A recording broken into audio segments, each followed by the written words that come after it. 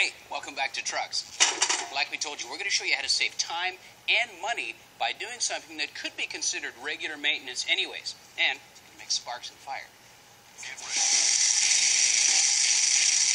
Our good buddy Rodney from Ride Tech showed us this method, and it's one that we're keeping in our Rolodex. Making the X on top of the rivet head followed by the air hammer makes a lot of noise, but it really gets the job done. It's very effective.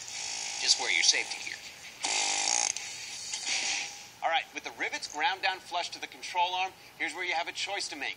You can try to come in with an air hammer or a hammer and punch and try to drive the rivets through the control arm, but it's usually unsuccessful. I guess it's worth a shot. This method usually works well on thin frame rails, but here we're trying to push the rivet through about an inch worth of metal that's got a pretty good grip on the rivet. Now, so far, all we've done is make a bunch of racket. The rivet hasn't moved at all. Now, a second option would be to come in here and try to drill these rivets out. But like Kevin mentioned, you're going to go through a few drill bits, and you're going to spend some serious time doing so. And you also run the risk of oblonging the mounting holes, which are kind of important since they locate the ball joint. You don't want to have to replace this whole control arm because you screwed up the mounting holes. Now, we're going to show you a way that we like to do it, even though it does sacrifice the ball joint. Now, since our method does involve a little bit of heat, we put some protective tape over the rubber coil spring isolator, but that's not all that needs protecting. Don't wear tennis shoes when doing this. And if you don't have a cutting torch in your tool arsenal, no big deal. You could always take the entire control arm off and take it to a shop that does.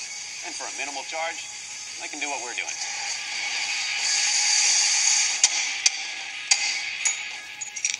Watch out, that's warm.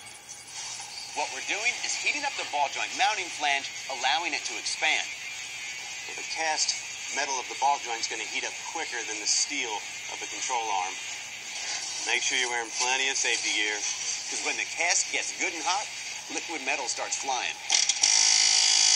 And even though we've got the flange glowing red, it still takes a good bit of air hammering to break the rivet free.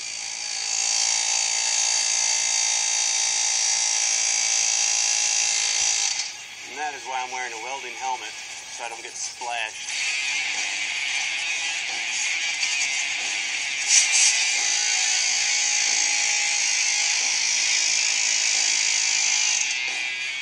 Now, the front two rivets were easy enough to get to as they were close to the edge of the control arm. The interior ones, a little bit more difficult, but we still managed.